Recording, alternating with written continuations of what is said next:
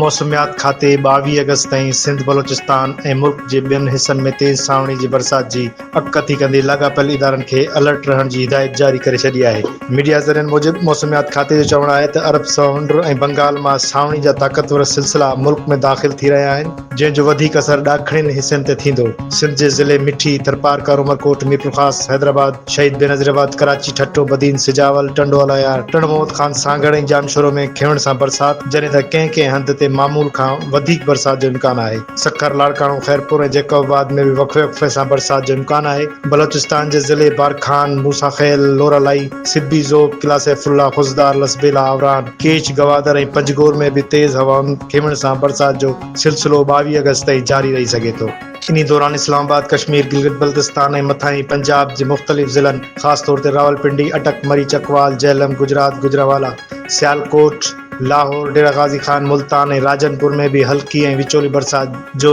इम्कान आहे। खैबर पख्तूनख्वा जे मुख़्तलिफ़ इलाइक़नि दीर, चित्राल, सवात, कोहिस्तान, शांगला, बडग्राम, मानसेरा, एबटाबाद, हरीपुर, बुनेर, मालाकंड, बाजोड़, महमद, पेशावर, चारसदा, नौशहरो, मर्दान ऐं सवाबी में बरसात जे असर हेठि रहंदा। मौसमियात खाते ख़बरदार कयो आहे त सिंध जा हेठाहीं वारा इलाइक़ा, ख़ासि तौर ते कराची, ठट्टो, बदीन, सिजावल, थरपारकर, उमरकोट, मीरपुर ख़ास, हैदराबाद, शहीद बेनज़ीराबाद, टंडोला, टंडमोद खान, सांगड़ ऐं जामशोरो में तूफ़ानी बरसात सबबि बोझ जो इम्कान आहे, जॾहिं त बलोचिस्तान जे उतरनि ऐं ॾाखिणियुनि हिसनि में नदी नालनि में चाड़ पैदा थी सघे थी। मौसमियात खाते अहिड़ी सूरतहाल में अवाम, मुसाफ़िरनि ऐं सयाहनि खे ग़ैर ज़रूरी तौर ते ख़तरनाक इलाइक़नि में वञण खां पासो करण ऐं ताज़ी मौसमी इत्तलाउनि खां बाख़बर रहण जी हिदायत करे छॾी आहे।